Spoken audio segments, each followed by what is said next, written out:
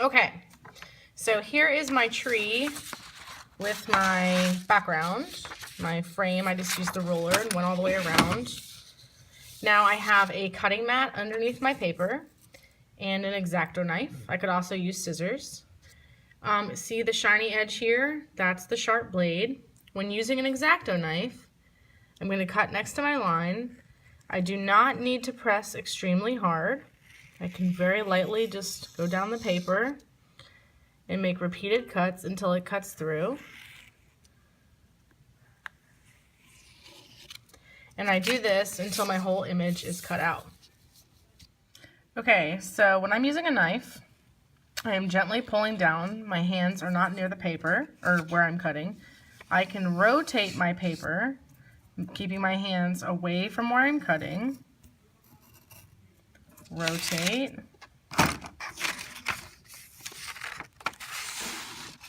The paper.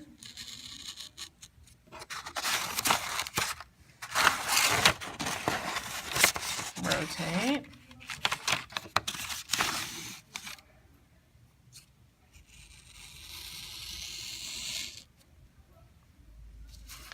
So I can just continue rotating the paper and cutting the negative space. Always making sure that I'm not gripping really hard and that I'm rotating my paper.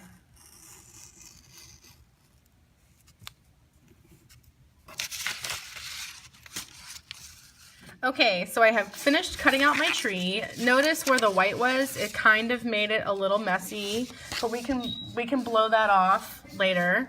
Now what I'm going to do is I'm going to put my black tree on top of my next color, making sure it's not too dark of a color because I want the two colors to contrast.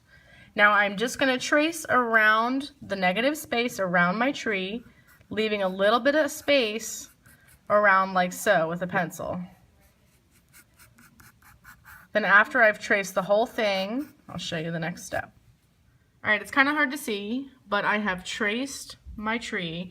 One of the keys here is making sure that it's not jostling around while you're tracing around it, because you don't want to wiggle it around and trace. So try to keep it still when you're tracing it.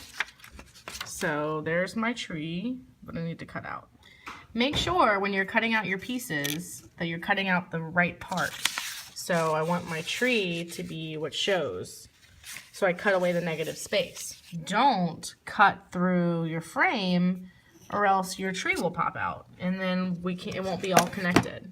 So here is my black tree on top of my orange tree so far. So you can kind of get an idea. And then what I would do is I would put my orange paper on top of my next color. And then I would trace a little bit outside of the white, or around the orange, to do my next color.